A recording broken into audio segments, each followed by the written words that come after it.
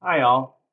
In this video, we're going to show you how to set parameters for your deliveries and for your service calls. And by what I mean by parameters are the minimum days necessary between when a sale is made and when the first delivery date or service call is available, and also the total number of deliveries and the pricing on deliveries.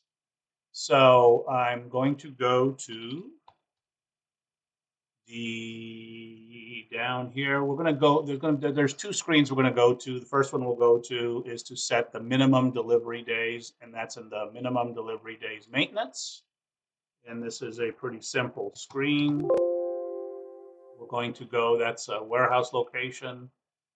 So if I hit enter, you can see what's already set up right now. So for each day of the week, these are the number of days for these types of deliveries that we would need before we can actually make the delivery, make the service call, or even give a will call on. So you'll see during the let's see let's start up here, and this is for deliveries that need to be verified. So those might be new accounts, people that haven't bought from you from a long time, and you want to do some verification of employment or something else. That's how we would. That's what these numbers would be, and you can set these different for each day of the week. So you know, don't pay attention really to what's in the numbers that are in these days, but you may say that on Mondays you need 4 days because you couldn't do any verification of employment on the weekend, so you need additional time uh, between the time you make the sale and the time you can verify the information. On a weekday, let's say that maybe you only need 2 or 3 days, and you can do that. So you can do this by day and what the availability of where you're verifying comes from, right?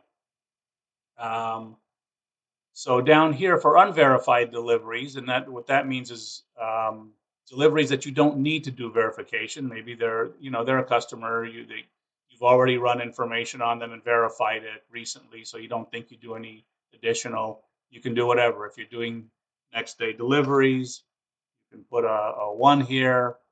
Um, Whatever you think you need, you can fill out by day those deliveries. Will calls the same thing.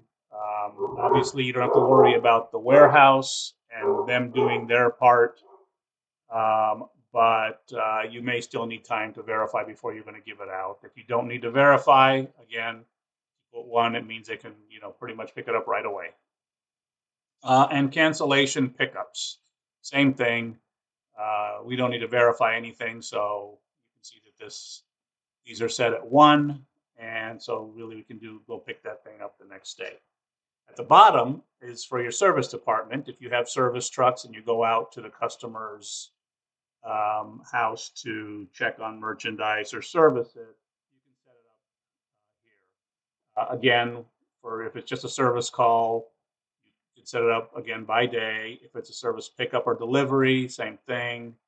And if it's something where you need to get something to a a service center, you may want to give yourself a little bit more time. Again, these numbers are meaningless. They're just this is a test database, and that's how you would set it up, right? So obviously, if you've got this set up at 4 days, and today is June 12th, when the salesperson gets that delivery screen up for their where they're making the sale, the first date will be at least 4 days out. So it'll be, let's say, the first choice will be the 15th, right?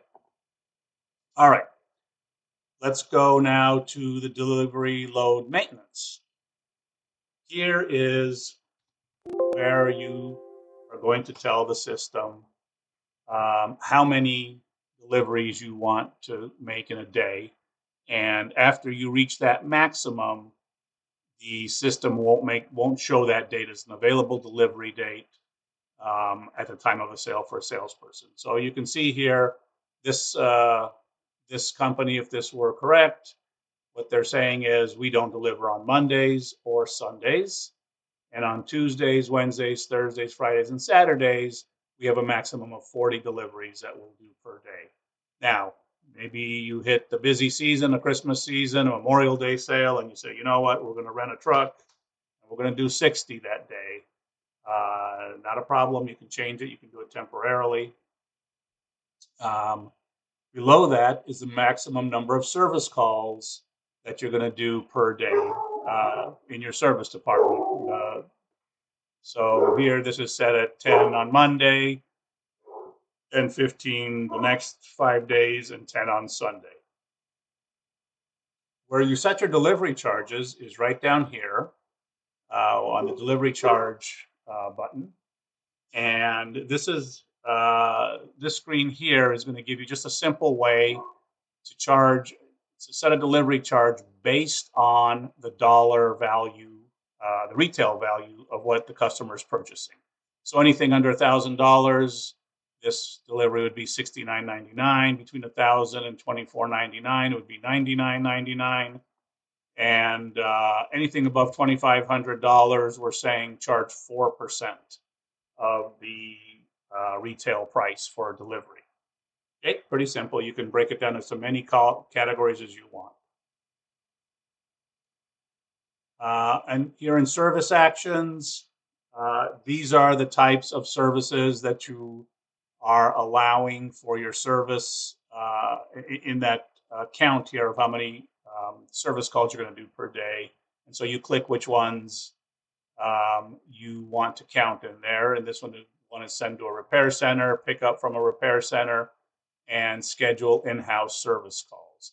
So if these are small vans and you're not going to do pickups or send merchandise to repair centers, you click these two off, and this would just be for in-house service calls.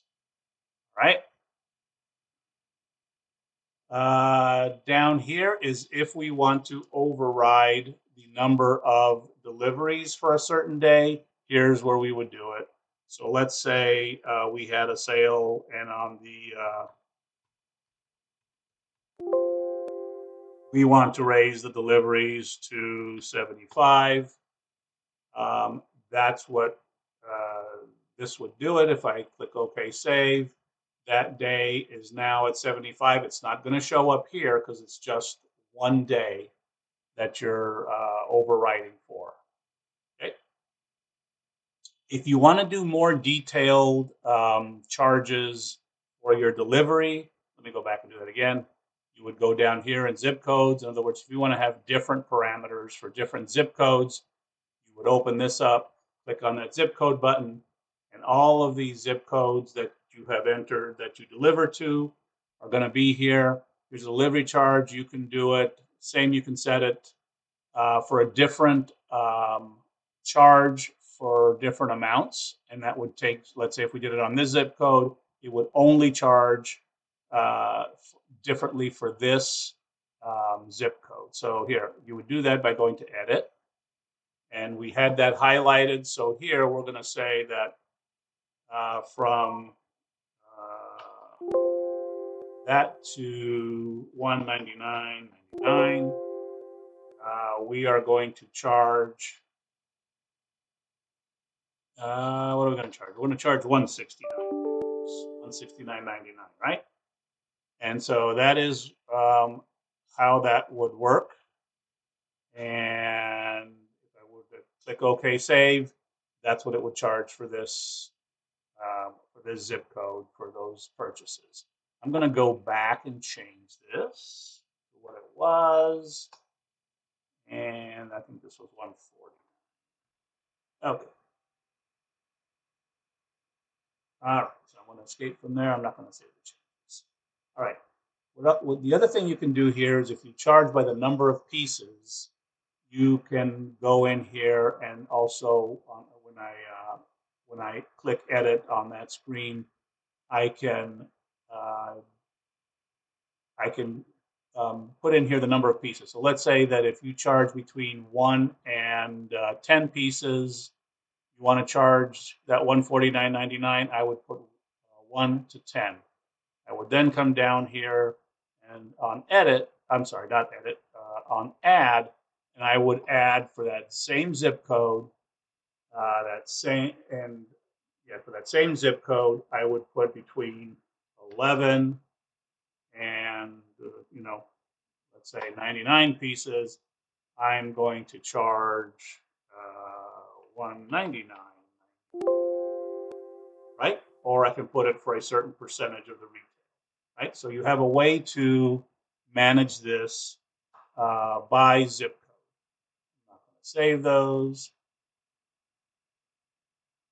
and I'm going to get out of it. Okay, and I believe that is all that's here, and that is how you are going to manage your load maintenance and how you're going to manage your delivery charges and your service costs.